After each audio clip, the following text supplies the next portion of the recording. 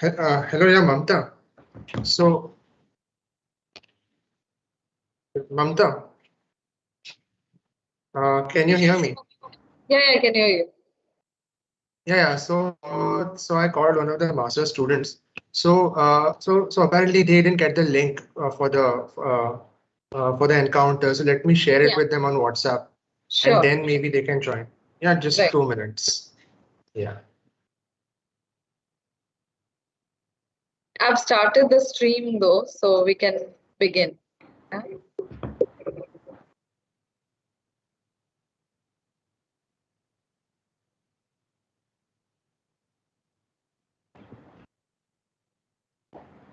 Good afternoon, everybody, and welcome to KRVIA Encounter. Hendrik Tieben is an architect, researcher, and educator devoted to the creation of healthy and inclusive cities. He is a professor and currently the director of the School of Architecture at the Chinese University of Hong Kong. Professor Tieben received his architecture education in Germany, Italy, and Switzerland, and also holds a Doctor of Science degree from ETH Zurich. He is a registered architect in Germany and a founding member and academic advisor of the Hong Kong Institute of Urban Design. Over the past few years, he has developed a series of public space and place-making projects to empower local communities, which were featured in international publications and Biennale exhibitions. He served as an editorial board member of the ICE Journal Urban Design and Planning and scientific board member of the International Forum on Urbanism.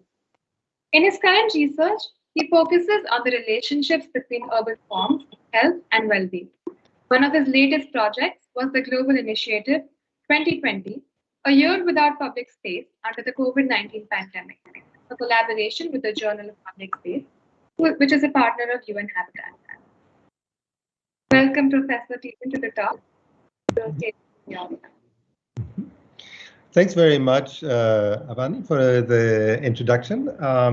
So I'm very happy to be able to talk to you. In fact, we had always planned to organize a talk or a visit to your university in person, but I hope we can still do this in the future. Unfortunately, at the moment, we all know it's a bit kind of complicated.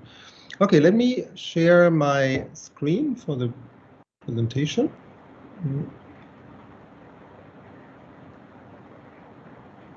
Okay.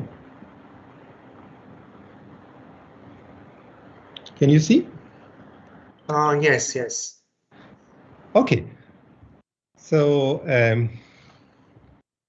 today I will talk about aspects of public space and also community co-creation, particularly in the current condition of the pandemic. You will see the presentation because the pandemic is still ongoing and I think there's not much certainty about the pandemic, right? So it might be maybe less a kind of very coherent piece of research, but rather a presentation of various consideration and thoughts and also initiatives related to the pandemic. Some of you, maybe, or at least if you Google a little bit my work, might have seen that we did a lot of community projects. So one of the projects that became a little bit more known is this project Magic Carpet, in which we worked with local communities in Hong Kong and had a series of events then with different NGOs and residents. And always linked these kind of initiatives also to the teaching of our urban studies and urban design students as well as architecture students. In this context also we run community studios together with NGOs, for example, Caritas and so on. Now, this is all in a way past because since 1.5 years and in Hong Kong maybe even since 2 years because of other events, this kind of events became relatively difficult. You can see with our students on the street, with residents, we share food and so on. Obviously, under the pandemic, that's quite difficult, right? So in my presentation today, therefore, I want to talk a little bit more about other things that basically we were considering and discussing in the time after the pandemic hit in early 2020. And in fact, here are still some images of those initiatives. Already in the introduction, it was mentioned that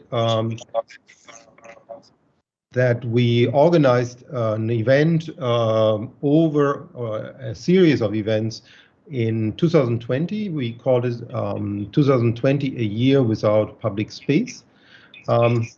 This was basically a webinar series that we started when we saw how the pandemic. There's an echo in the background. Maybe I can hear. Sorry. Yeah, probably someone needs to switch off their speakers, keep it on mute. I mean, somebody in the audience has their. Yeah, is it? Seems to be better now. Can you still hear me? Yes.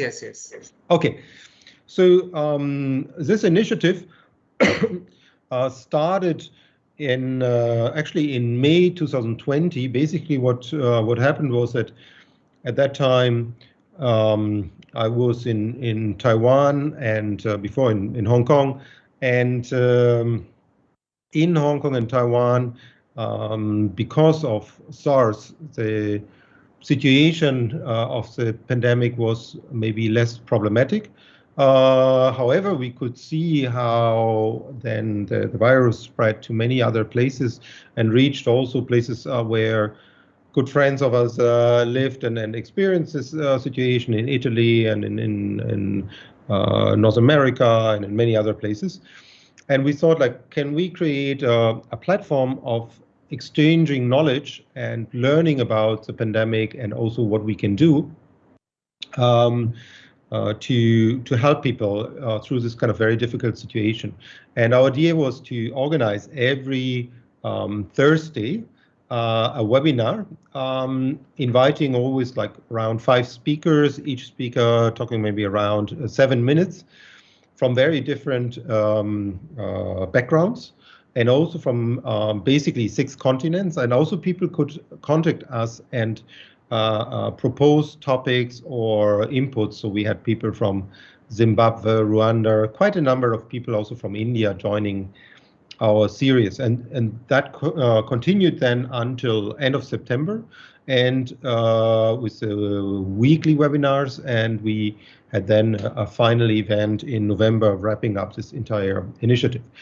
And this initiative was co-organized with a friend of mine who's the founder of the Journal of Public Space, Luisa Bravo, and who worked very closely with me, but then also we reached out to many other universities.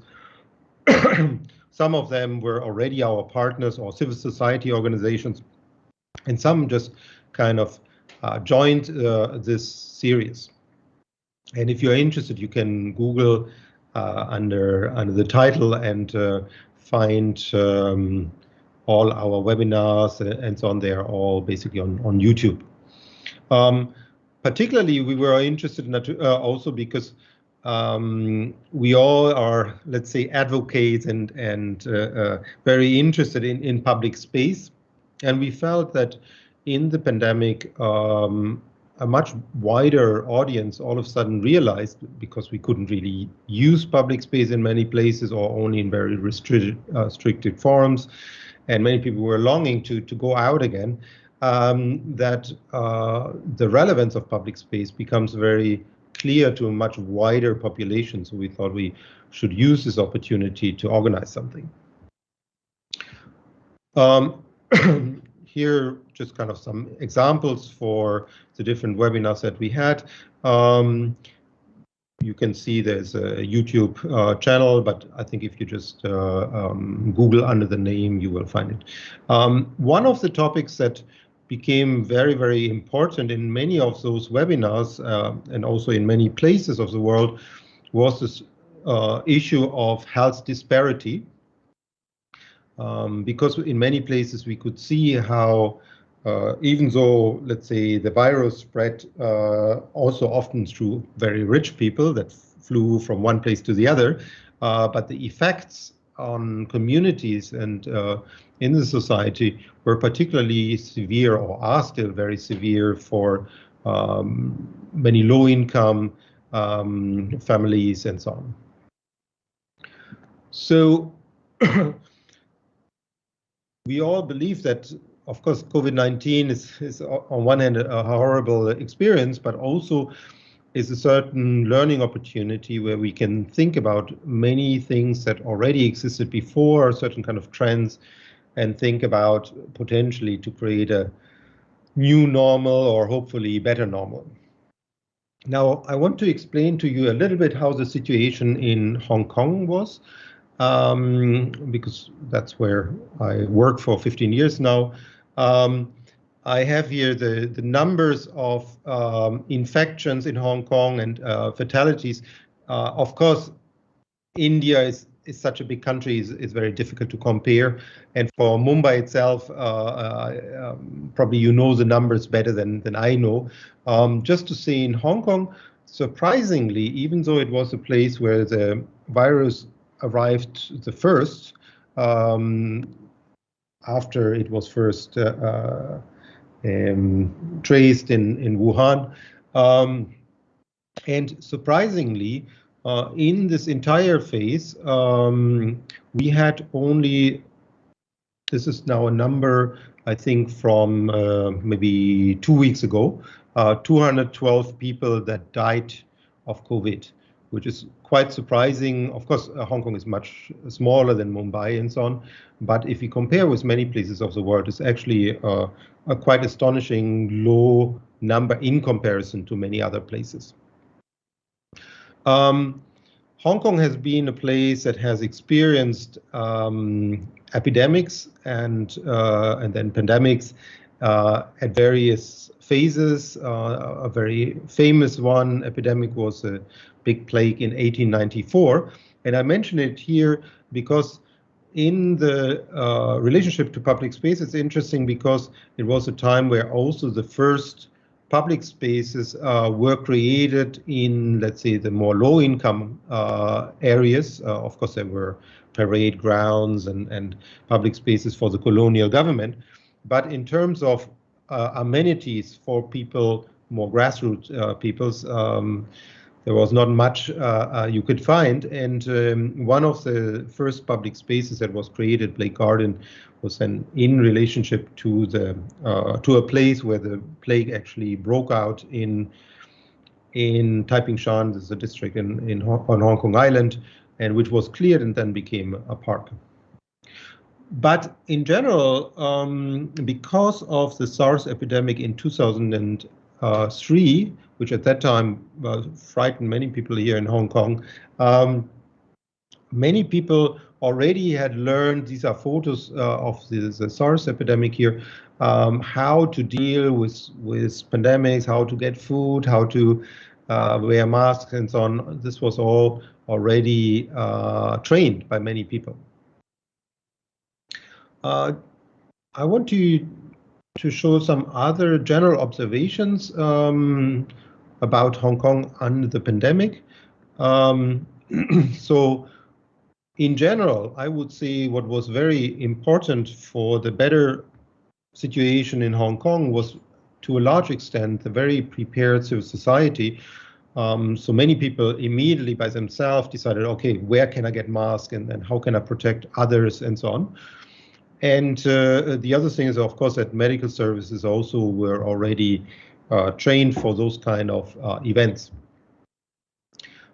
So in Hong Kong, which is also very surprising, we have a very high dense city, of course, one of, with India, probably with some places in India, probably the densest urban environments.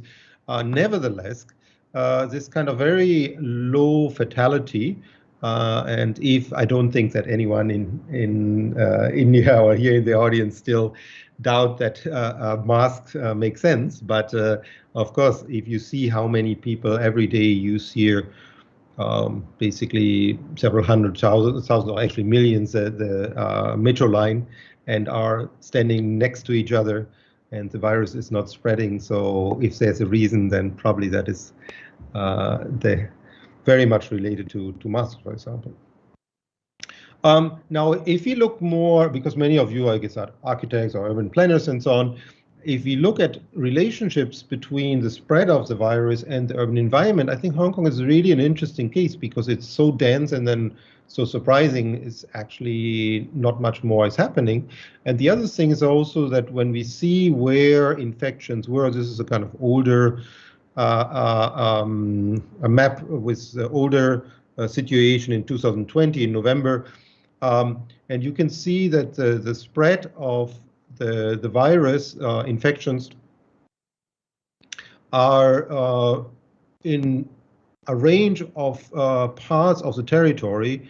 And some of these are very rich neighborhoods and some of these are very poor neighborhoods. Some of them are low density and some of them are high density. So the relationship between urban form and the spread of the virus seem to be not so clear, actually.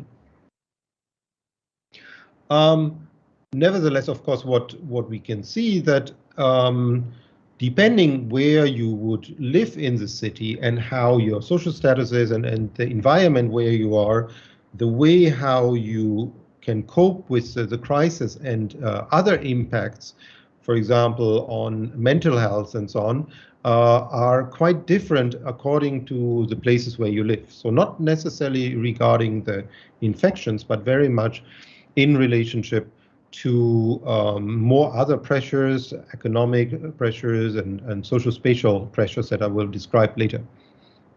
So in those places where the city had invested and well-planned urban areas, also during the pandemic, the entire situation was much more bearable than in other areas. For example, Hong Kong has a lot of new towns, and in fact, close to our university is Sha Tin New Town, which is maybe the most successful new town that was starting in the 1970s. And that area was quite, relatively good to live in, even under this kind of very difficult time. Here we see an image of Sha Tin Town Center, and you can see that when this new town was laid out, you see a lot of green, you see basically continuous biking trails and public spaces, and even though there is high density, but the high density is designed in a way with very high quality open spaces. And then, of course, one thing that makes Hong Kong quite interesting, this kind of lush green of often also protected green areas in the hills and mountains. And this goes back really to intentional planning from the 1970s, and it's quite surprising that at that time already, for example, cycling routes were included into the planning. So this is a Sha Tin New Town planning, the same area we just saw here.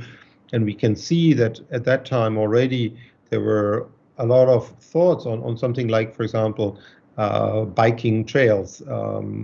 Because I mention it because in Hong Kong only recently, I would say, the governments restarted to build new cycling lanes, while majorly in the 1970s, all this was already planned. And even in those public housing areas, this is a public housing area from the 1970s, we see relatively high quality of public spaces. This is, of course, a bit kind of aged in the design, but still a relatively comfortable placement.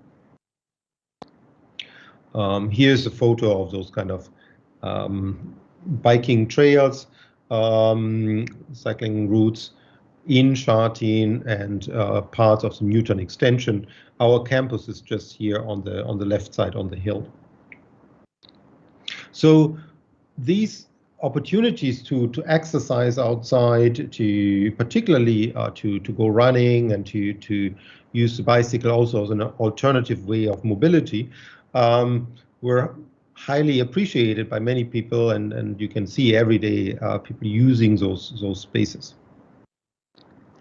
Now, the situation is quite uneven, and in other areas of the city, and also depending on the income groups or age group, the situation might be very different. One of the big differences, for example, for children. Many people in Hong Kong live on only very little square meters, so maybe the average space per person in Hong Kong is not even kind of 10 square meters or 12 square meters. So you can see, and because of the density, it's very important to use outdoor spaces, but through most of the pandemic, only now slowly these playgrounds are opened again. Playgrounds were entirely closed, and also with them together, libraries, for a long while also schools and universities were closed. We opened again in October last year, but before basically everything was closed, and created a lot of pressure for families with children. And then in those kind of very dense urban areas, like for example Sham Shui Po, which is a old kind of grid layout, and with a lot of tenement buildings, and one of the poorest neighborhoods, the situation is very different, and it's very difficult to find a breathing place in these urban areas. So what we could see in Hong Kong, and I think that's the same probably across the world almost, right, that where already kind of big pressures and social inequalities existed, those situations became also worse and worse under the pandemic. And that even although we didn't have many cases. So one of those places, as I mentioned, is Sham Shui Po. This is an urban environment. In this area, a lot of street markets, very vibrant, but also a place where the living conditions in these old tenement houses is quite appalling. These are these famous photos that you might have seen from Hong Kong about those living conditions in what we call subdivided units or subdivided flats. And of course, you can imagine if you live under these conditions with the family. I can imagine maybe also in Mumbai there might be similar situations, that isolating at home and online education from home and all those things are extremely difficult, right? If then two kids need to follow the class all on a laptop if they have, under those conditions, and cannot really go out, it's very, very problematic. So basically, we've seen that under the pandemic, many trends that were already there, negative social trends, but also other trends related to new media and so on, were very much accelerated. I will not go through all those points, but particularly health and housing issues, disparity became a problem. Already in Hong Kong, there was a big problem with mental pressure, mental health issues, and domestic violence, and it became much worse in this time. Heightened need, of course, for public space. Many people went to the country parks and used bikes, also more cars, and so on. Need for local services. Of course, many people used more digital communication and so on.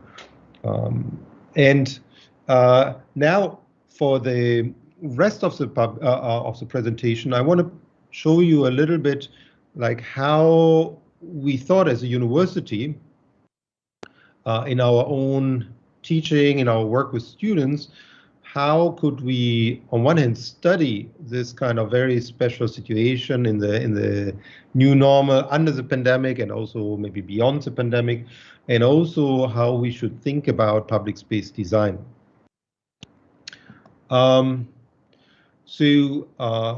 This image I already showed before. In fact, what happened was that an NGO, Caritas, had worked with us also before in another district, which is very active to help low-income families in these kind of subdivided flats.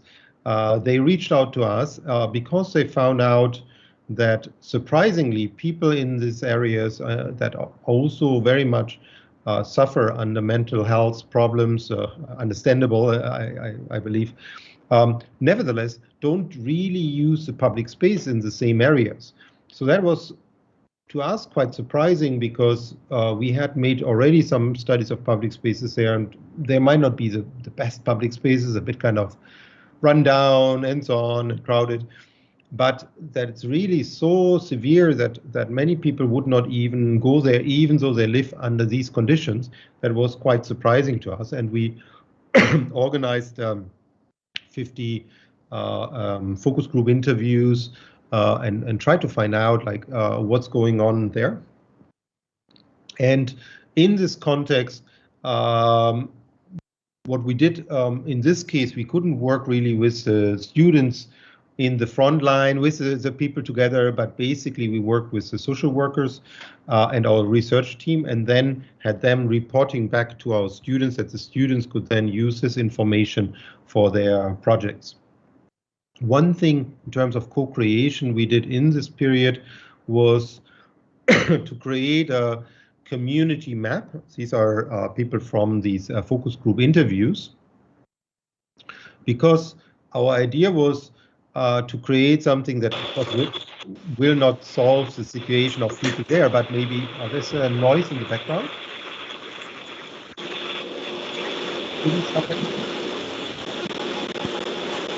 I think someone should switch off their speakers. Yeah. Okay. Yeah. So our idea was to co-create with them, the residents, a map to show them where are public space resources, but also where, for example, to find free internet and other resources. And also with the idea that then later maybe they could organize tours and bring neighbors there and so on to make them aware where they could go in this kind of difficult situation. So that was recently completed. At the same time, students worked on their projects in the same area. While it was kind of very difficult also for health reasons and so on to really do events with more people, there's also restriction in Hong Kong. You cannot gather with more than 4 people for whatever reasons this is, but this is something, of course, we have to follow. This group of students, for example, nevertheless decided by themselves that they wanted definitely, nevertheless, to reach out to residents and then design like little furnitures for interviews of residents, but only in kind of very small numbers. At that time, I also have to say that comparable in Hong Kong, the situation was much more safer than in other cities. I also, because many of you, I guess, in the audience are either teachers or students, I also want to talk about one other way how we were thinking to study public space and also to work with our students, but also with other universities together. So one thing is that in our urban design program, for example, and also in the other programs, we organize usually a lot of field trips to overseas. We took students to US or to Barcelona or Berlin, to many places. However, as you can imagine, of course, at the moment, it's entirely impossible to take students to any other place. So we had to reinvent how to work with international partners and also to organize something for our students that, of course, are very disappointed. They cannot really go to exchange, they cannot travel with us and so on. So what can we do? So one thing we did the first time last year and then the second time in this year, we got a little bit of funding for development of online courses. And we started with one global urban design studio, which we organized in 2020 with different partners. A main partner was Parsons New School in Midtown Manhattan, so in New York. And we had visited them in 2019, and they also came to Hong Kong in 2019. But then because 2020 we couldn't travel there, so we we organized this workshop online and also invited our friends from the Journal of Public Space. So there was linked to this bigger initiative that I showed you before, the webinar initiative, and also partners from Auckland, University of Auckland. Although maybe we were a bit kind of too ambitious because 4 different time zones, I think it's just a little bit too much. So the second time we made that a little bit easier. One thing that I thought was quite interesting in this experience, so we compared sites in New York and in Hong Kong. So, for example, Hudson Yards, a recent project completed in New York, very famous, but also very exclusive, and then Central in Hong Kong. And those kind of very high-end developments that all usually have public space and private development, interestingly served almost nobody in the time of the pandemic, because what happened immediately was that many of those places were entirely shut down. So not so much in the case of Hong Kong, but in the case of New York. So, for example, Hudson Yards. The other thing is also those famous projects like the High Line. Here are basically two of those kind of elevated bridge projects in a way that, of course, we all know the High Line and all, of course, find an amazing project. However, first of all, it was incredibly expensive.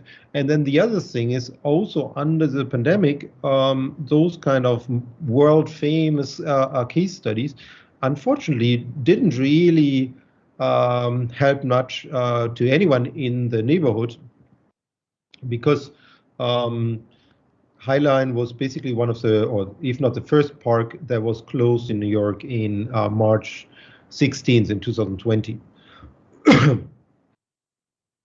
So while much more interesting were other kinds of public spaces that bring me also back to the kind of public spaces we are interested in to think about or to create, if possible, in Hong Kong, that are spaces that are much more community related and really are there to build up a sense of community and also self-help of community groups and empower residents. So this one, for example, Corona Plaza, is the name is not linked to the pandemic, but it was unfortunately an area that was very much hit under the pandemic. And but this place was created in New York with this public plaza program, and that was launched by Michael Bloomberg now more than 10 years ago, and was very much in kind of a low budget way of creating public spaces and usually using street spaces. This was when we visited the space in 2019, and then under the pandemic, of course, looked kind of very empty. However, what we heard from our partners in the kind of joint studies, that because those community groups already were established and people knew each other, they also acted as support groups, particularly for people that otherwise would have no support whatsoever, like many immigrants and so on, often not even kind of health insured and so on. So they might not have performed incredibly well, maybe as public spaces as such, but the underlying, because of the way how they were generated and also how they were organized, and also were linked to a lot of social activities, were then the starting points also for self-help groups in those communities, which also, I think, for us quite interesting to reflect about spaces in Hong Kong. I remember from Mamta, from your teacher, that there is a discussion also in some of your studios and so on urban density. we, of course, find this also very interesting in the context also of our workshop, because many people might think density is really so such a kind of as this article in the headline writes, is COVID-19 the best friend, or density the best friend of COVID-19? In fact, this article here is not actually making this point; it's actually questioning it. But also in our case, we were, from the experience in Hong Kong and even also in New York, we felt it really depends, and we should be very careful in the way how we talk about urban planning and density and health to not simplify the situation. Because I stay for 3 more slides, I think, in New York. Here's an image of Manhattan. And basically what you see in this foreground more is basically where Queens and Corona Plaza and so on are. Those kind of very low income areas with where some of the most cases of COVID were. And the interesting thing is that this area is not particularly high rise, and it doesn't look high density at all, actually. If you look at the area, so this is basically where the most infections were. This was exactly in those areas in Queens. And we see those buildings here, they're basically only three floors and so on, right? So relatively small scale.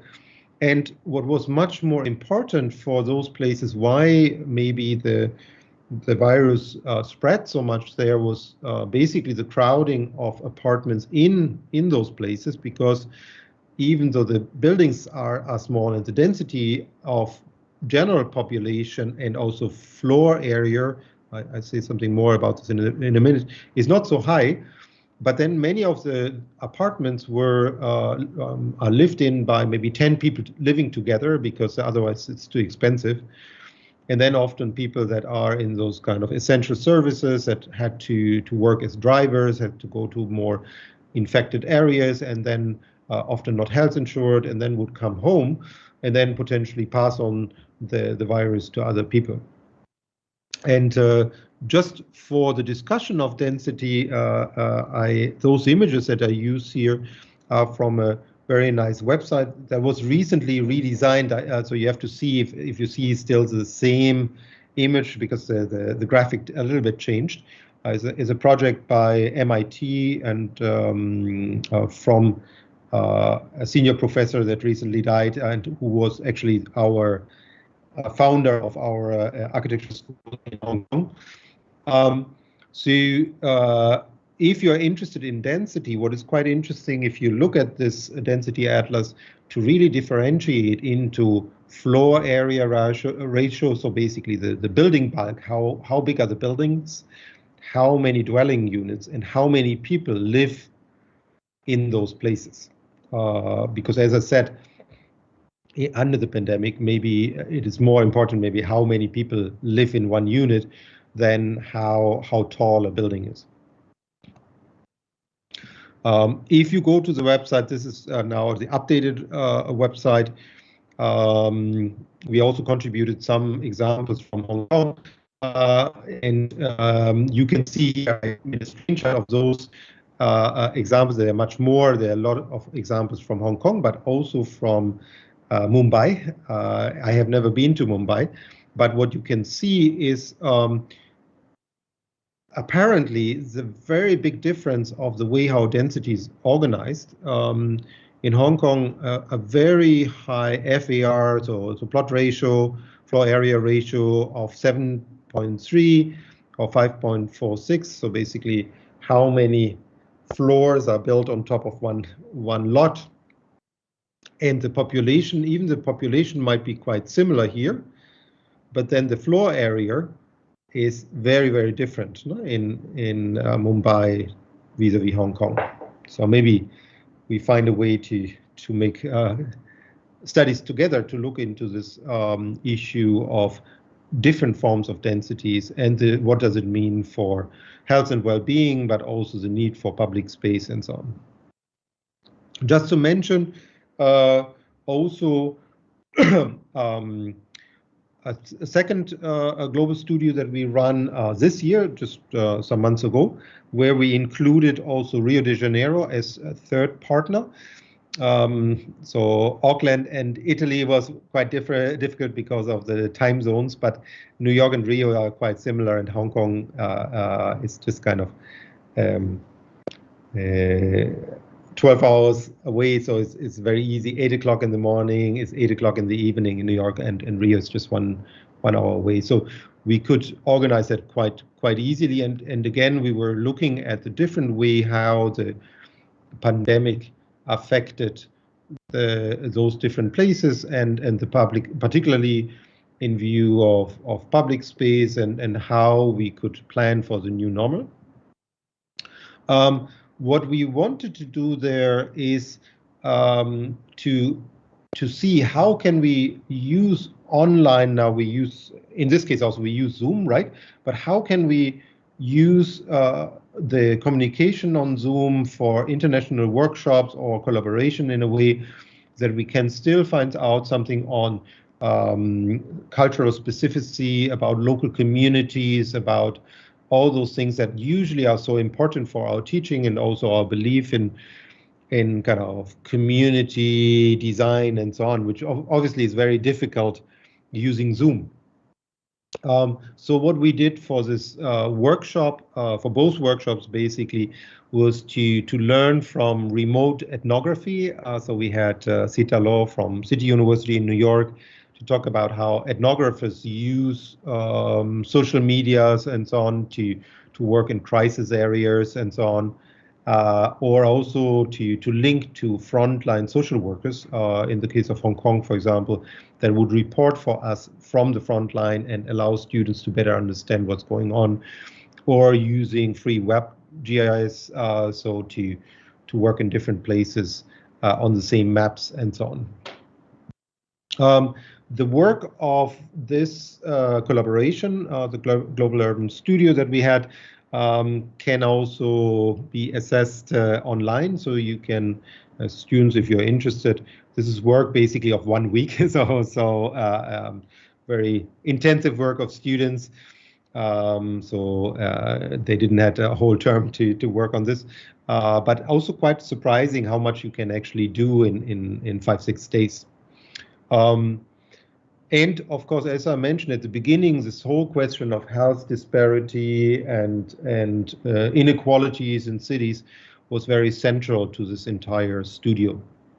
I think my time is probably almost up, so that's why I just kind of flipped through some of those works of the students. We basically looked at public spaces along 3 metro lines in Rio, in Hong Kong, and in New York, and used each time a line that connected, for example, in New York, Hudson Yards with Flushing, and from the super high end to those immigrant neighborhoods, which are much more affected on the pandemic, but also have a lot of other struggles, but also very interesting public space initiatives, and then compared them.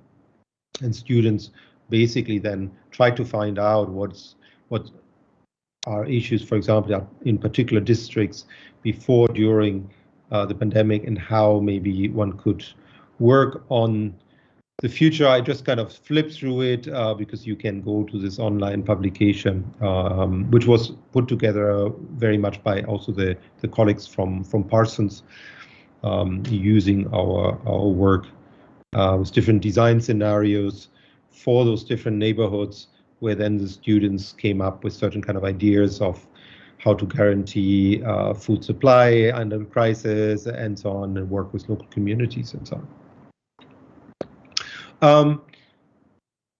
I'm almost done. Maybe just one more point, how, because in a way I have at the moment different roles. Usually I'm a teacher and researcher at our university, but recently I also got a new job to take care for our school, and what we tried then as an initiative to think about how we can also think about the university itself as a public space, and to think how we can redesign our campus and also our own building and so on in view of student well-being, because our students basically for almost 2 years did a lot of online teaching and haven't seen their classmates and struggled a lot.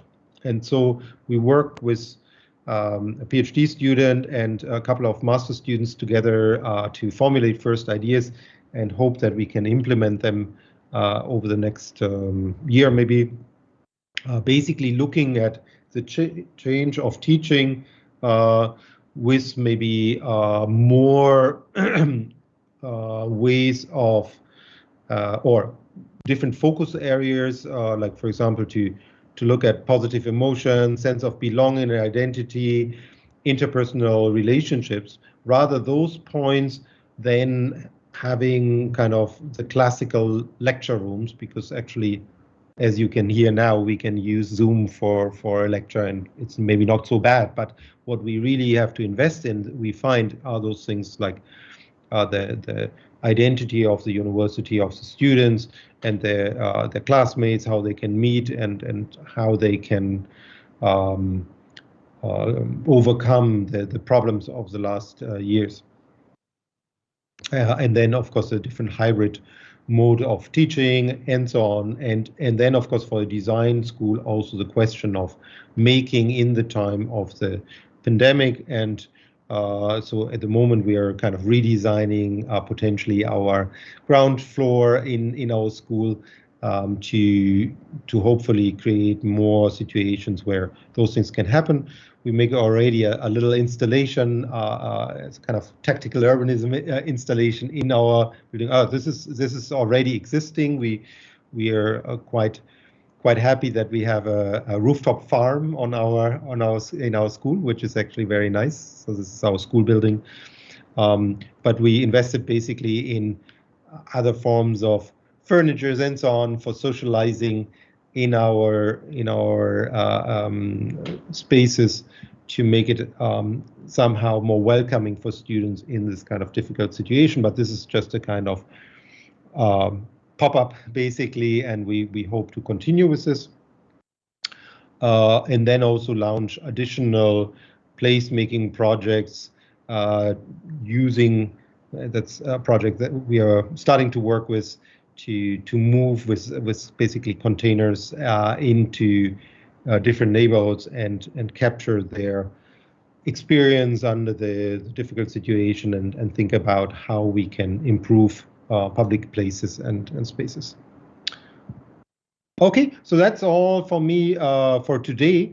As I said, it's more like a potpourri of different thoughts and initiatives related to the pandemic. If you want to read more on the subject, we also published a special issue for this Journal of Public Space, although many of those articles were written already in the last year, so might be a little bit outdated maybe, but on the other hand, you can for free download them, and I hope maybe you can enjoy this, but also you can go through other publications of the Journal of Public Space, which I believe is a quite nice publication, particularly with the idea that it's freely online available.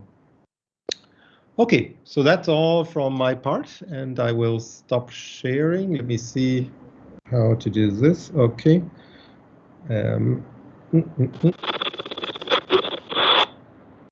Okay. So am I back? I stopped sharing, right? Yes, you're back. Karan, you can take over. Yeah, sure. So I would like to sort of ask you a question. The pre-pandemic scenario when it comes to public space was of a certain kind. And then obviously during the pandemic, because in many places there were restrictions on going out, the nature of public space temporarily changed.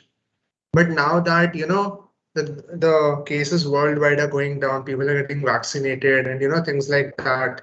So people have already, at least in India, I don't know about the rest of the world, people have already begun to reoccupy the public realm. So, do you think that the nature of public space will become the same as it was pre-pandemic? Like things will not change as much, but will again become the same as they were. So pandemic will just seem like a bad dream. That's it. Yeah. Yeah, in fact, I think that's a very important question for all of us, right? Now, one thing that I wanted to explain a little bit was the situation in Hong Kong, and also I have a similar presentation on Taiwan, that in those places, Hong Kong and Taiwan, because they went through SARS, they have learned to a bit better, maybe I would say, at least what in the civil society, I believe, to deal with pandemics. And what you can see is that just to be not infected, right? You not necessarily need to design now everything for social distancing and so on.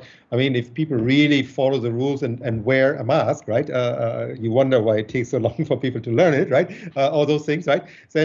Then already is of course much more safer and so on. And then some other points that one can do to be more safe. And in that regard, maybe we don't need entirely different public spaces, right? Because also before there were many people that already had very good ideas about public space, right?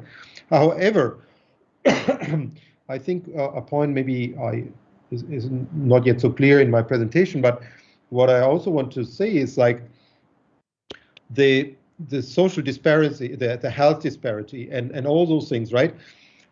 They are really this is something that hit in our face, right? In this kind of crisis, you know, it became even much more apparent. Of course, many people knew about it, but it became even much more visible in the way that also many people died, right? And in those situations where, for example, housing situations also at home are very substandard, right? People suffer a lot, even if they are not necessarily infected. But for example, just by because if they isolate at home, I mean, they're just kind of suffering, right?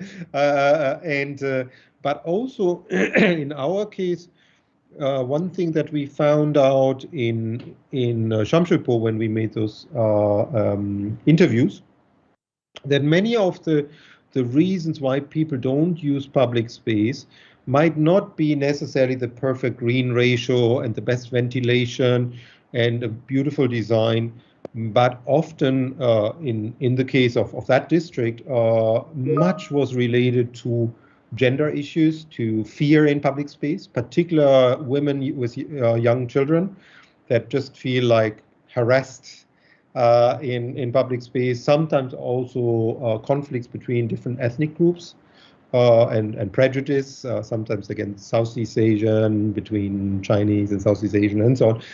And where I think there's a lot of need to address those issues because they bubbled up, they became also even more pronounced, and with like a pressure cooker, right?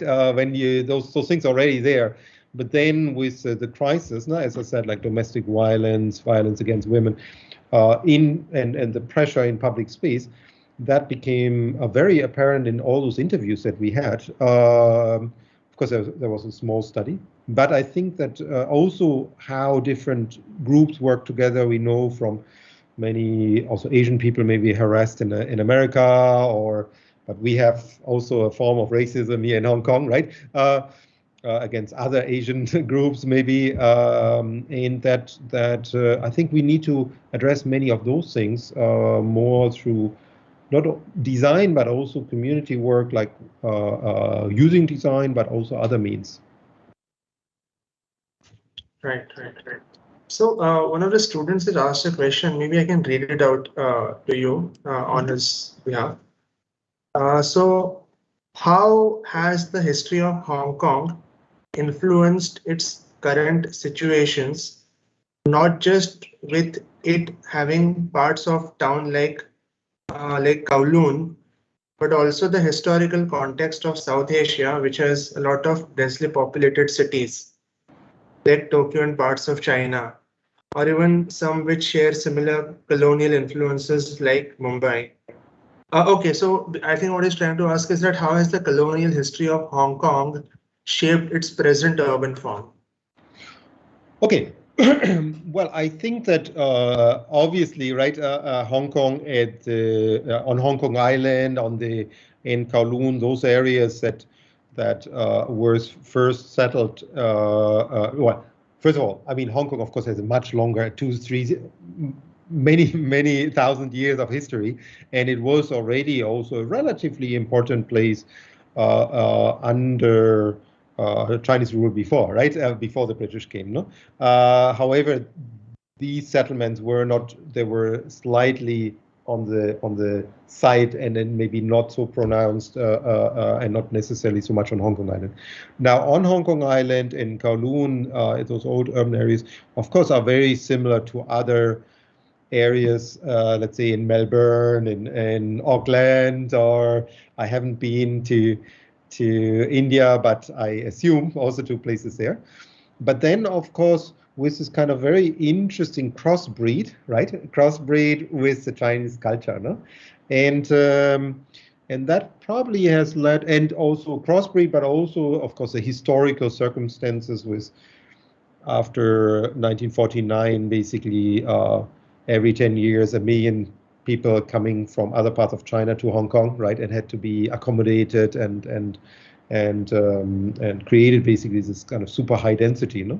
But I think there is, of course, also something, maybe 2 points that people sometimes mention that might be linked to this, where it develops slightly different from what you would see in UK, right? Is the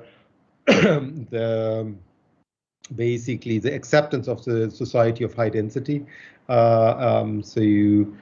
People were maybe for various reasons, be it culturally or be it out of necessity, more attuned to live in super high density.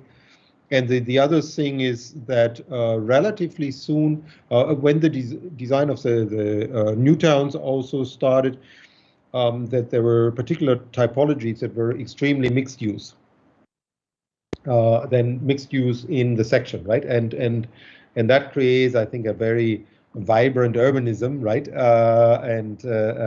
This kind of very typical Hong Kong feel in a way, right? Although this we find more in the areas, also in the older areas, it just emerged there, but also in the earlier new towns. But then more and more was designed out, and this kind of vibrancy now is very much lacking in the latest new towns, and maybe it's too much of order and too much designed out, right? So there are some problems that are probably also typical for many of those developments in many other places in Asia.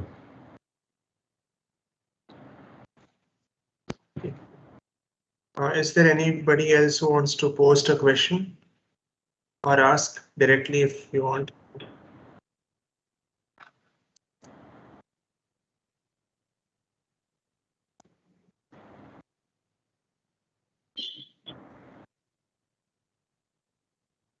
I'd like to ask a question.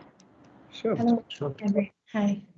I wanted to ask a question regarding, this sort of discourse on Asian cities that has kind of countered an idea of Western planning with an idea of, a sort of valorized idea of informality, vitality, and density in the past few years. And in the context of the COVID situation, whether that discourse, as a counter has to be challenged again. The idea of valorizing density, informality, and whether that needs a rethink, or because there have been also, attempts to claim within Bombay that the slums, some slums handled the pandemic better than a lot of middle income housing societies, areas. So I was just wondering what your thoughts on that one. Yeah, I think it's a very interesting point, no? Because we also have seen that, for example, many very high developed European countries, right, with very little informality, but maybe with very lax way of dealing with the pandemic, had very high mortalities, no? Like Italy, France, even also Germany, right? So indeed, right, that makes you think, and also what you are mentioning, I have heard also those similar stories as you see, no? Like that not necessarily in some of those more informal settlements in India, the numbers are so much higher, right? So now that's something I cannot, I haven't made research on it and so on, but I find it interesting, and that was also what I want to explain when I showed those areas like Shamshirpur, which is very much an area with a lot of informal activities, with a lot of migrants, and then informality in Hong Kong plays out differently. We had those kind of maybe slum settlements until the 70s, 80s, and then many people were more and more resettled into public housing estates, right? So you see photos from the 60s that probably not look so different from Rio de Janeiro slums or maybe also some in India, but most of them they disappeared and people were resettled into public housing. For the good or bad, has good or bad sides, right? But interesting in those areas that I showed before, where those families live in these kind of little cages, basically, right? Sometimes we talk about coffin homes or this kind of horrible conditions. However, in terms of infections, people were always thinking, oh, this is like a time bomb. This must be exploding. This might be the place where all people get COVID. No, actually, not necessarily. The numbers were not so much higher, and you had other areas where maybe people very middle to upper class, they just come from travels and were jetting around and so on, and then maybe make a party or something, right? So and spread the virus as much, right? So I think that it's good that you say this, no? And it would be good to have more information on India also, no? So the high density here for the spread of the virus, surprisingly, right, is so much more dense than anything in Germany or something. But then very low number, right? But of course, what I was saying before, the condition of people living in those kind of horribly dense areas. I mean, for me, middle class to work from home is more comfortable even than go to office, right? In a way, right? But for people in those conditions, wow, this is kind of quite tough. Yeah. No? Even though they don't have the COVID, they. Yeah. Also, I think in the counting in slums was very, very poor. So we don't actually have clear data Sure. on that. Everyone is valorizing it, but actually we don't know. Yeah. So that I just wanted to. Thanks, Hendrik. Yeah, nice to see you. Yeah, nice to see you. Yeah. Any other question?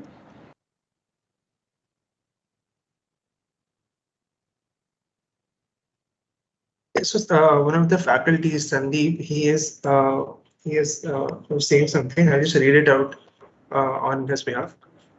Thank you for the insightful presentation, Hendrik. There seems to be enough evidence to prove that there is a negative correlation between high density and spread of COVID. But how does the density work in the spread of other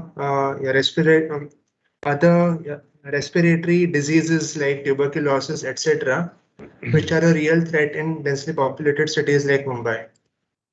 Yeah. Okay.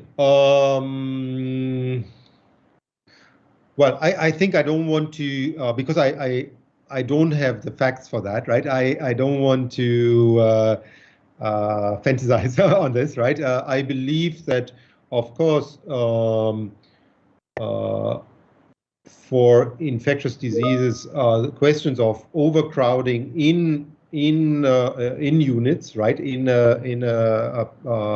one living dwelling unit is probably quite dangerous, right? In Hong Kong, the way how many poor people live is often not necessarily all in the same room, but in those kind of subdivided flats. So maybe there is a little bit of potentially, because there are some kind of partitions between those, maybe a little bit more chance to stop the spread, but I'm not so sure. We had, I don't want to say there are no relationships between any kind of building features and spread of virus. There are indeed some, but they are not necessarily, I would say, specific to high density, but specific to particular building features. For example, in Hong Kong, one of the important point in the SARS epidemic, and that was published also then from research, was basically the spread of virus over the toilets, the toilets tubes, right? That basically they went from one floor to the next, to the next, to the next. No? And that I find actually quite interesting, because that was basically in those kind of modernist housing units that were basically, if you see the history of urbanization and you see Le Corbusier and the idea of, okay, we have to tall down those old tenement blocks, right? And then we move all into the safe, new modernist buildings, right? But then interesting, the main places where the spread was from SARS at that time, they were not so much in those old tenement buildings, but they were particularly in these modernist slab buildings and the cross towers.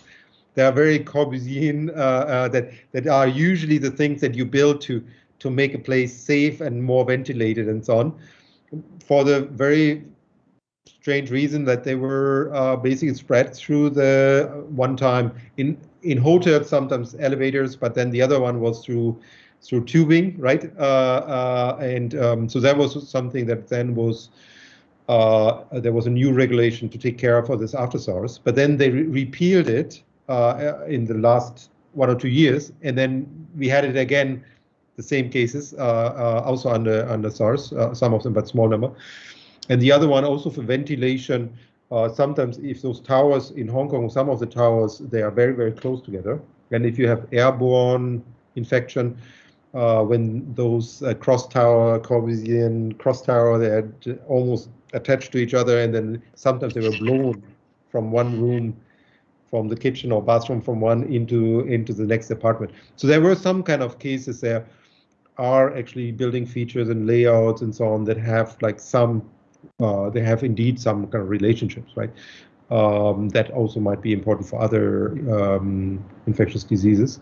But overall, in terms of the typologies, is interestingly not necessarily where you would expect that they should all be there. No, not necessarily, right? Thank you, Hendrik. Yeah. Any other question? Hi. Okay, can I go? Yes, Aradhana, please turn on your camera. Yeah. Yeah, hi. So I'm a faculty over here. So and we are conducting an elective on role of pandemic on shaping up the cities. Okay, so basically we were looking at the past, present, and the future of pandemic, and like how history has contributed in shaping up the cities, and after all the major pandemics that happened. And you were talking about Lee Corbusier's modern city ideas and garden city, radiant city. There were new themes that started coming up, so currently, so we also looked at the present condition of pandemic and what are the new kind of sort of themes that are evolving, like 15-minute city, and reducing the density basically, and how one can access a neighborhood, everything through a neighborhood. So basically students are now supposed to give an output on, and they have thematized into something called as the escape city. And so they are basically looking at the lens of public spaces, health and infrastructure, education, and housing and dwelling. Okay, so these are the lenses that they are looking at, and they are kind of conceptualizing a theme based on this thing called as Escape City. So, it would be good. I guess few of the students are attending, and, you could give some inputs or some ideas of something on your thoughts about it. Yeah. Yeah, so that's I think it's very interesting, and indeed our students were also working on similar things, right? And oh, there's the sound in the back. Okay, and maybe we can exchange some of those things or join vis-a-vis the reviews and so on. Well, I think you mentioned two things, like 15-minute city, and then you talk about de-densification, right?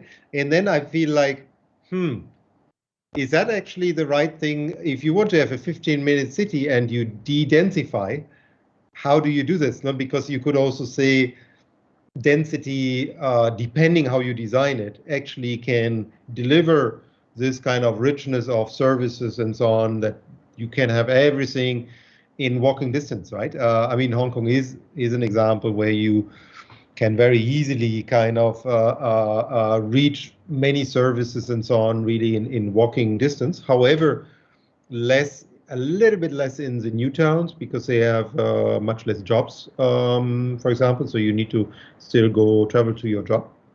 And also in other services, I mean, basic services, food and so on there. And also you have a metro station and so on. That's all great. But everything that goes beyond it, particularly also jobs and so on, is much more difficult. So, in fact, I have a PhD student also work on 15-minute city and so on. So many of us, no, we are all talking about. So I think it's a little bit of a one has to be careful, no, what you wish for. If you de-densify, right, then you have some issues maybe in terms of the mix of functions and so on. No? However, I would also say that actually, I believe when you have the chance in Hong Kong, for example, to study areas like Sha Tin, so new towns, the ones that I showed at the beginning, right, or quite in the early part of my presentation, there was a new town built in the 70s, and I think surprisingly, I never could imagine to live in a new town because I always felt life is very boring and very no different services and so on. So that was the one of the first new towns, and there was planned with the idea to be socially balanced and also be self-sufficient. So to offer also a little bit more jobs and functions, right, and also cultural functions. With a very good kind of public space network. Every new town had a park, and everything was quite integrated. And that was a phase, I think, a short phase in Hong Kong after those political riots in the 60s, where really urbanism or urban design landscape was very well integrated socially in terms of jobs and so on. But now, of course, with a lot of the privatization and fragmentation that you have and so on, things become difficult. And of course, one question is mobility also, no? So mobility, because let's say if you have this 15 minutes, on one end you want to have everything in walking distance, right? But then it's quite unlikely that also all the jobs that you want to have and so on will be in that area, no? Because imagine like you have a family and the two, let's say the daughter and the son, right? One works at that university, one is doing this, still has to go to another place, right? Because today we are not just making this kind of very simple jobs and so on. We might have other aspirations, or they might be somewhere else. So I think what you want to have is probably this kind of very well connected system in Hong Kong, very well connected with public transport, and then these kind of 15 minutes neighborhoods, right? So that's very important. However, the problem now with the pandemic, of course, can be in many places. I know from friends there, for example, in New York, right, where many people didn't want to take the metro, right? And many people didn't have a car, and metro was either closed or was too dangerous. And then how do you do this? Now, our whole idea, of course, all our beliefs in public transport, TOD development, all those things, right, are important. But what do we do in a crisis? No? So in resilience. So in Hong Kong, luckily, maybe because people wear masks and so on, so it didn't spread in the metro. It's kind of interesting, but seemingly, otherwise, I mean, otherwise the numbers could not be so low because the metro is full like over the last 1.5 years, right? But in many places it's an issue, and also even here many people buy cars or take much more bike, right? So, but how do you design for that? So mobility might be a very important point, and also how can we avoid to go back all to use cars, right? Because obviously, yes, if you are afraid to be infected, you take a car, right? So or bike also, but then it needs to be possible, and every day also with bad weather and so on, right? It's a bit more difficult. Yeah. Thank you. Hendrik, so I had a question which is a bit unrelated, but it is something that I'm asking out of my own interest. So how different is the new town as a concept from a private township or a privately developed gated township? So is the new town also a private development, or is it something that's planned by the government more as a satellite town of sorts? Yeah, I think if you in Hong Kong, there was a very important new town program in the early 70s, right? And that program combined basically public and private investment, basically, right? And the modules that you have, basically the elements that it contains are usually large-scale public housing estates and relatively large-scale private housing estates. And then you have usually public transport quite well developed. You have streets, and you have then shopping centers and so on. No? Sometimes in that time you still had also some industrial areas, but then industry mainly moved to mainland China, to Pearl River Delta and so on. What you don't have in those new towns from that generation is what you would find, let's say, in Amsterdam or in, let's say, in Europe more, where you have different social groups in the same building or in the same block or something, right? One block is like this, one block like this.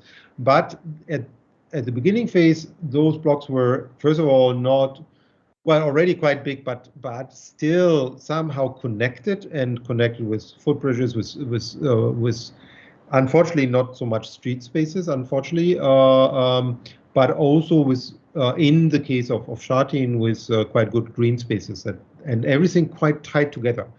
So I would say, and with a certain kind of mixed use, right?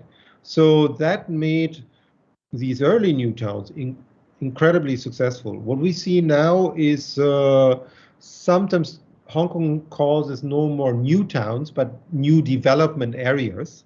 Actually, I don't know why this should be a progress, because a new town has a different ambition to me. And a new town might have civic places, cultural places, but a new development area is just a development area, right? So and that gives you a little bit the flavor of this.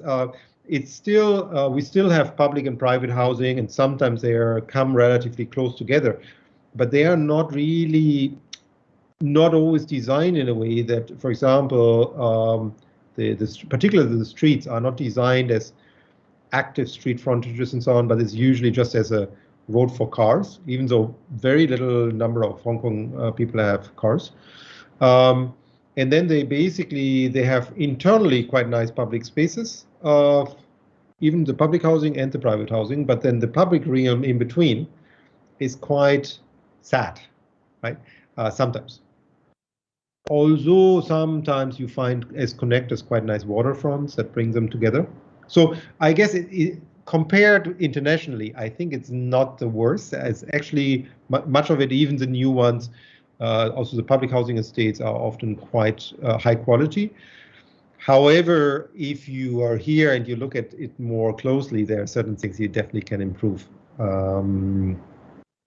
Just as a general information for you, maybe for in Hong Kong, around 40% of the population live in public housing, so it's a quite high number, and which is quite good on one hand, but the problem is you have the private development and the public development is in between. There's something missing. In old days, it was okay when you are a refugee and you're happy to have a house to survive, right? But now many young people, let's say in your age, right? They have a study, they are professionals, they work in a international firm, and they have certain ambitions how they want to live, right? But then the price jumps just between from almost nothing in the public housing, where they maybe stay with their parents, but they themselves, they don't get a unit if they have to be married, or and so on, right? And then the private sector is so expensive, is very, and so small, and so in a way abusive in a way, right? That there's really a lot of frustration for this kind of middle sector and the very, very lowest. But then this kind of 40% in public housing, it's kind of okay, right? So that is a particular issue, I think, here. I don't know if that can be compared to other places, but so there's certain things worked for a time quite well, but then now with societal change and more middle class and the young people, it's quite difficult for them economically the salary might be okay, but they don't get anything for it, right? Thanks, Hendrik. Yeah, thank you, Hendrik. That was wonderful. It was also the end of the encounter series this term. So that was the last lecture for the term, and I'm sure the students have enjoyed this entire series. I'm glad we could end it with your talk. I'd just like all the faculty members to turn on their cameras, as Manoj would like to introduce you to Hendrik. Okay. Yeah, also so nice to see Sana and so on. Because Hendrik, that's a great lecture. I heard your lecture after many years. Just to, I think, tell our faculty that Hendrik was part of our Urban Lab Plus program, where 9 universities across the world, from global south, global north, global west, and we worked on a project similar to BNUCOM and BRUCOM for 3 years, and we were in clusters. So since then, we were trying to establish the connection exchange program, and Hendrik is like really keen on coming to Mumbai and visit all the places. I think we almost finalized once, and I think because of some reason we could not. So this is to kind of initiate this kind of a relationship for future, where we can connect and we can establish some kind of a concrete exchange program. So I'd like to introduce Karan Rane. Karan actually is pursuing his PhD, and he's mainly teaches master's program. Sonal was part of Urban Lab Plus. I don't know whether you have met at any point of time. She teaches undergrad. Anuradha, she also takes master's and undergrad. Of course, you know Mamta, who teaches undergrad program. Sandeep Menon is a landscape architect, and he teaches master's and undergrad. We have Mansi Bhatt. She's an artist, and she takes allied subject in the undergrad program. Jamshid Bhiwandiwala is a conservation architect, a practicing architect, and a faculty. Mainly teaches undergrad, but also takes few classes in conservation. And Ainsley Lewis is a dean of postgraduate program. Mainly teaches masters. So Hendrik, that was great to have you. I'm glad that you made it, and hopefully we will take it forward and meet really in physical space. Yes, certainly. Also from my side, thanks so much for the invitation. And I always felt also in our discussions that we had before that I think Mumbai and Hong Kong, with their history and also density and urban forms, are extremely interesting to compare, right? So I think if we find opportunities, also PhD students or studios and so on, or you have seen, we did these online workshops, global studio. And I also included this in view also. No, let's see, maybe with Zoom, sometimes things are also becoming easier, even though, of course, it's nicer to visit, right? And seeing my new role in the school, maybe I can a little bit, I hope I can maybe help to facilitate some of those things. Yeah, so I hope we can follow up students if they are interested to learn more about. Yes, definitely. We look Looking forward to forward. seeing you. Yeah. Thanks so much. Thank you. Thank you. Bye. All the best. Thanks, everyone. See you all. Bye. Okay, Take bye-bye. care. That was the Bye. last lecture for this term, so students are free of me now. Okay. Bye. Bye-bye. Bye-bye. Bye. Bye. Thanks for the invitation. Bye. Mamta, don't get sentimental if it's the last thing. Bye. Take care.